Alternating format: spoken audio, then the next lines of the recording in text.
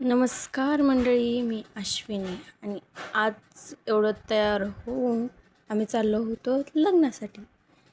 मी आरव छान प्रकारे तयार झाला होता. नंतर आम्ही निघालो लग्नाला आणि एवढं ऊन होतं ना, भयंकर ऊन पडलं होतं.